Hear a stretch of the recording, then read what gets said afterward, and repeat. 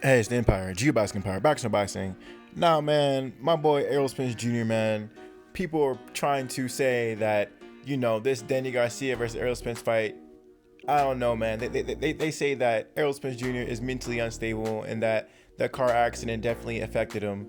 Now, it's wild, man. Apparently, man, Errol Spence Jr. was on his farm and there's coyotes trying to get to his cows and he was chasing them off.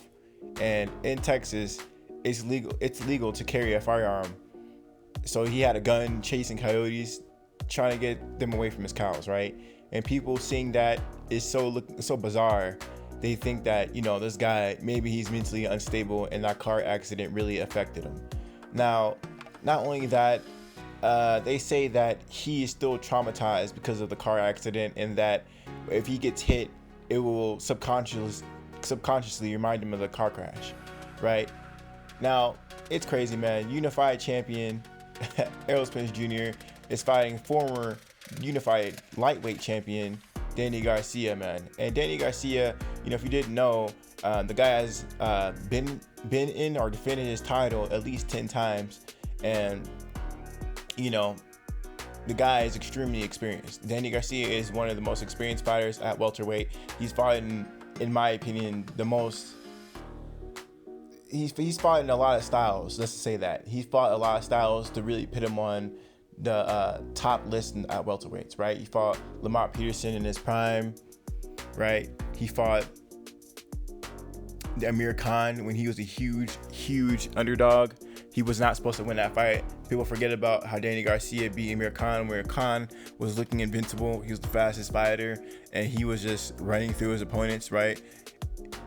Khan was beating Zab Judah. He was just walking, Paulie Malignaggi. He was walking through everyone, right? They thought Danny Garcia, this kid, he has no chance, because his dad was talking a lot of trash. People forget about, Danny Garcia's father, man. I mean, he's not as bold as he used to be, because I guess it was to sell his fights.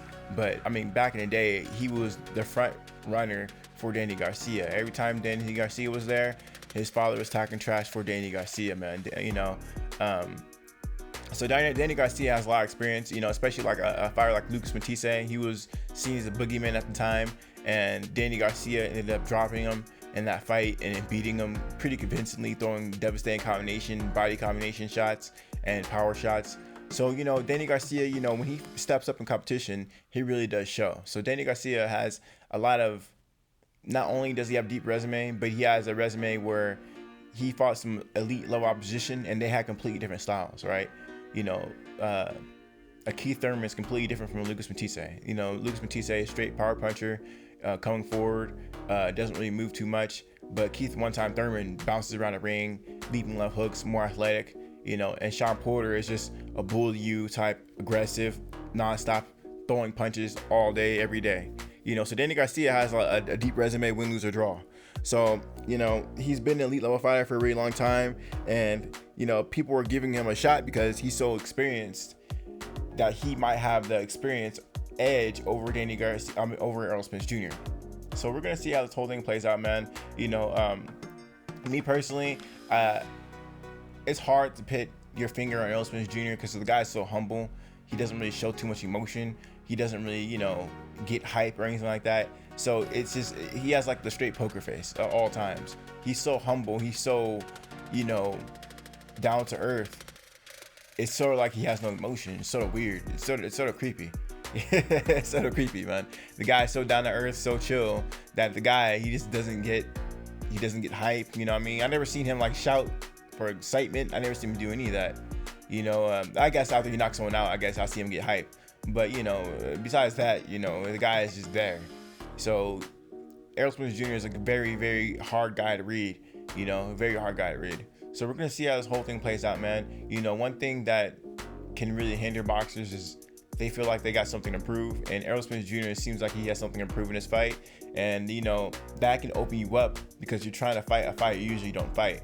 And if Errol Spence gets too aggressive at Danny Garcia, he might have a problem because Danny Garcia, he's a counterpuncher. Danny Garcia is a counterpuncher at heart. The guy wants you to come forward because it makes it easier on Danny Garcia. I think this fight, Errol Spence is going to have to box a little more because Danny Garcia is looking for the knockout. If you actually watch Danny Garcia versus Sean Porter, Danny Garcia is just throwing straight power punches. I don't know why, but Danny Garcia thinks he's like a knockout artist at 147. And I mean, he wants to end the fight. He's not trying to box you. He's not trying to, IQ you. He's just trying to stop you. I guess if you can finish a fight in 1 or 2 rounds, why go 12, right? That's Danny Garcia's mindset. It's straight, I'm trying to end this fight and go home and eat a steak. So Danny Garcia is an extremely dangerous fight. We're going to see how this whole thing plays out. I'm not pitting anything past Danny Garcia because I think, the guy, he steps up a lot, and people is always saying he's cherry picking. The guy it's just ridiculous, man. I mean, I don't know, man. I think he has a deep resume.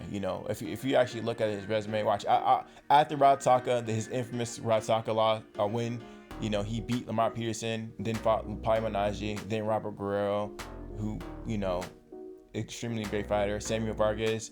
Then he lost to Keith Thurman, and then he beat Brandon Rios, lost to Sean Porter, Adrian Granados. Those are big names. Those are big names back to back to back. He just beat one guy that really gave him a bad name, which is Radsaka. And before that, he fought Mauricio Herrera in Puerto Rico, Lucas Matisse, Zab Judah, Eric Morales, Amir Khan. I mean, it's ridiculous. And these are back-to-back fights.